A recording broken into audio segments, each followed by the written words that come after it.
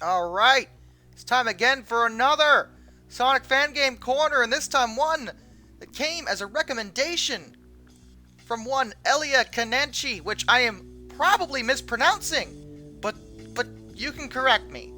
You can correct my horrible flub on your name, and we're talking about Sonic GT, which is a 3D Sonic fan game, which is alarmingly ambitious and is way more than I thought it was going to be. However, I have been put in an odd predicament with this one.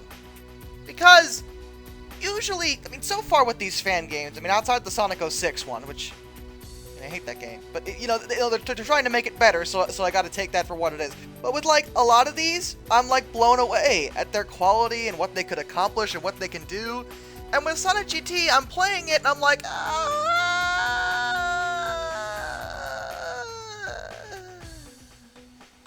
don't get me wrong, I appreciate all the hard work that's gone into this, and as a fan game, it's not fair for me to judge it, as a AAA class, full release $60 experience.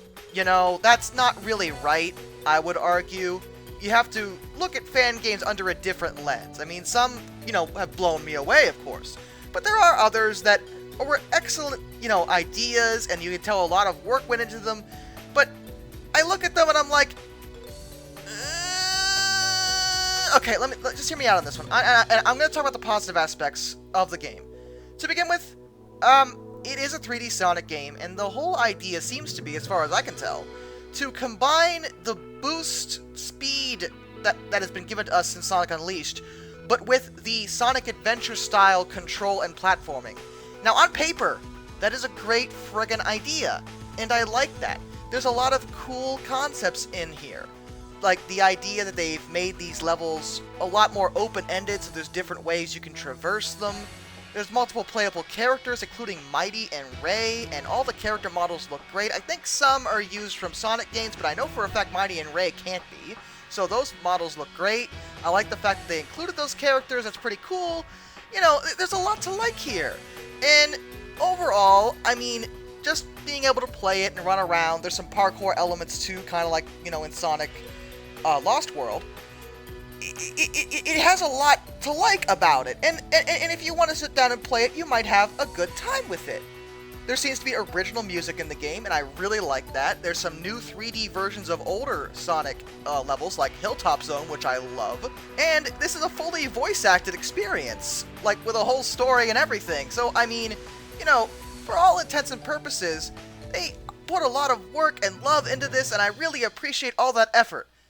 I'm dodging the issue. Okay, so I'm gonna be real with you all.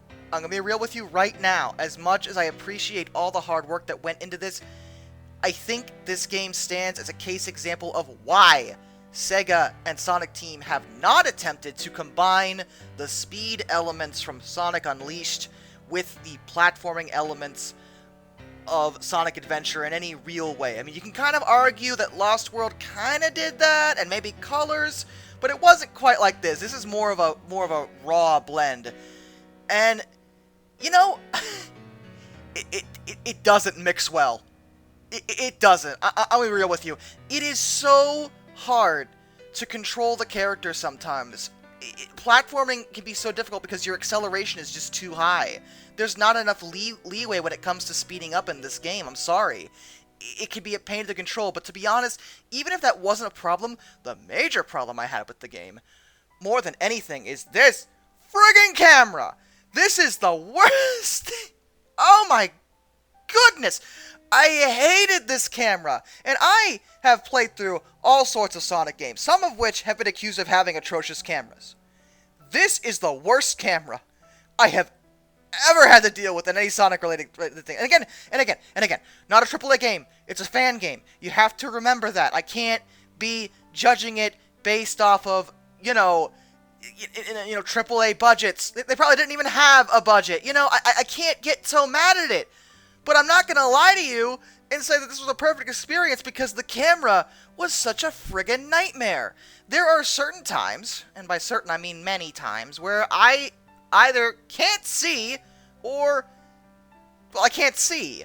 I just can't see what's going on. or the game wants me to hit something that's off screen and the camera won't, like, divert itself towards where I need to go, like at the beginning of the second act of the hilltop stage, alright? So you have to double bounce off of this, bounce pad, because one of the mechanics in the game is that if you do multiple bounces off certain things, you actually jump higher, which is a great mechanic, and I really like that idea. However, this is required to progress in this part, and I can't see the stupid pad. And sometimes, I swear, it just didn't work. It didn't bounce me any higher. I'm not sure if it was just me. Maybe I was using it wrong. That's possible. It's easily possible. But my point here is that this is a very rough experience. And real talk, I was told this was a completed project. And that may be true.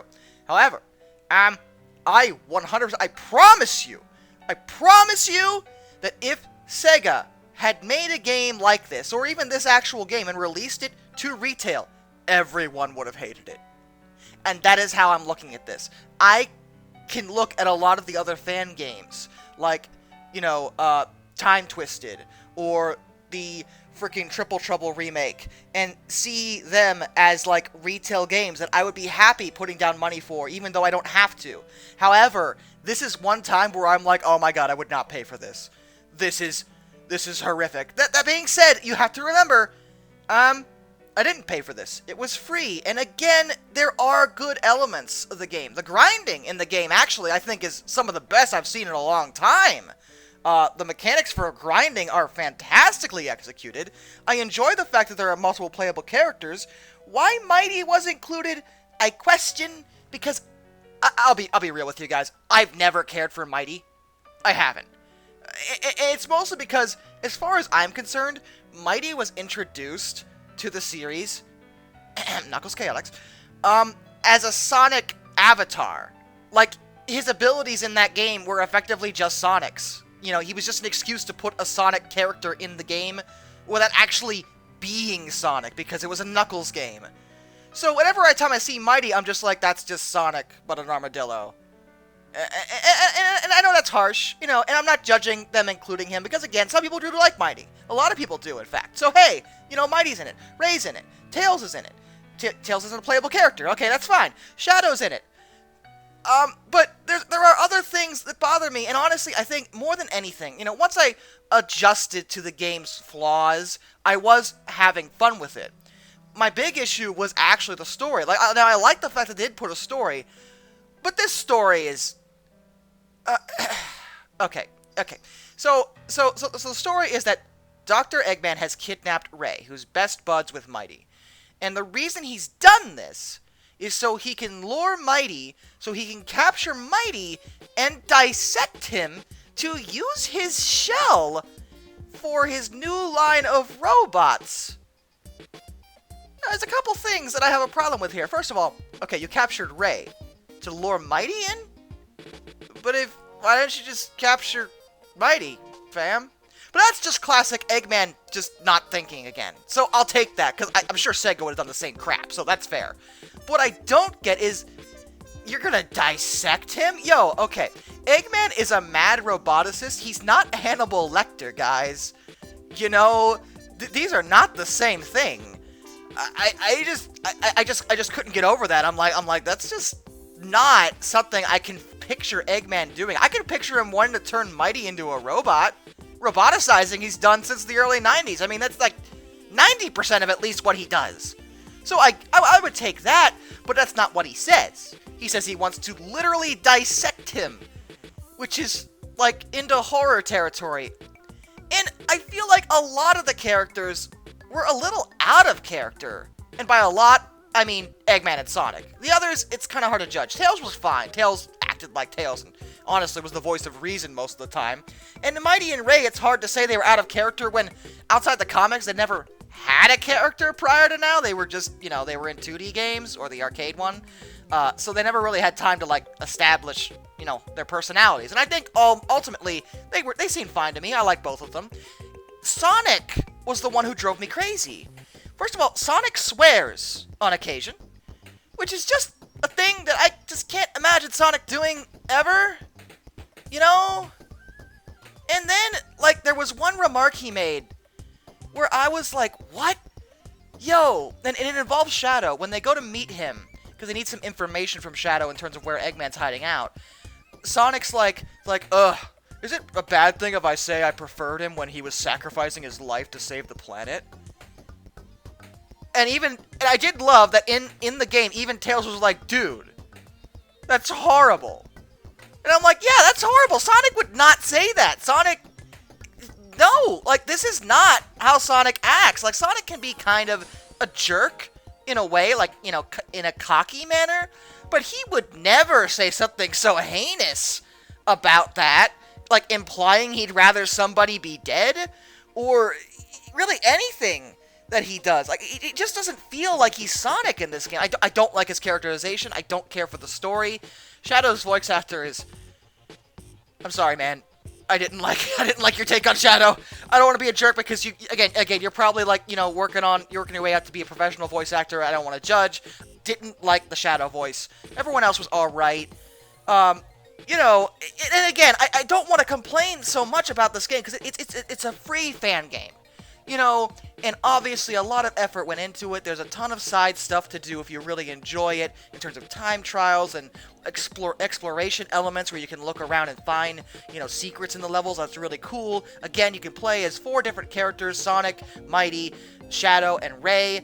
Although admittedly, I kind of have a complaint about that, in that all the frickin' characters are basically the same. They do have different stats, so the things they do have, like, a little bit of a difference. Like, Ray, for example, can jump higher, and Shadow's homing attack is faster. Like, that, there's an example for that.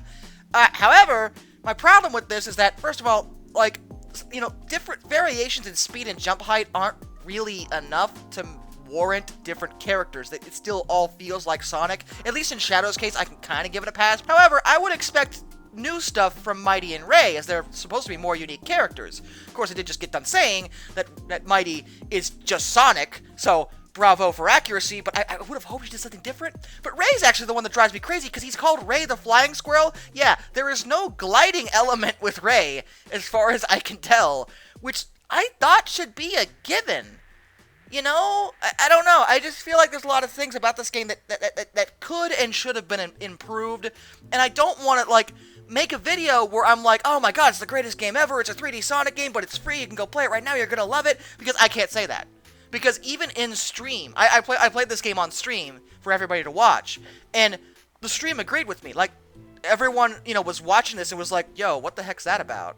You know, particularly involving the story. And I'm like, yeah, that's, no. So I'm not gonna lie to you and say this is a perfect experience, or something that's, you know, gonna, you know, set the world on fire. That being said, it was fun from a gameplay perspective. Once you get past the camera being hideous and get used to the controls that are just so difficult, admittedly, I did have some fun with it. It can be a fun game. And I like the concept, and I like the idea, and I like the passion behind it. I like the work that went into it. You know, these people obviously tried to do a really good job with this. The end result is imperfect, but I really think there's a ton of talent here, and I think if you're looking at this, and after everything I've said, you say, yeah, but it looks like it could be fun, go and give it a download then. Don't let me stop you. I am in no way saying this game is awful, because it wasn't awful. It just was not as good as I hoped it would be. So, links in the description if you want to download. Again, I think it's worth a play if you think it looks cool. And if you're a bit wary based on what I said, well, you know, look up some gameplay maybe and see what you think. I don't know. It's up to you. But I have given you my thoughts. I've just been honest. So until next time, this is Darkness, and I bid you all a fond farewell.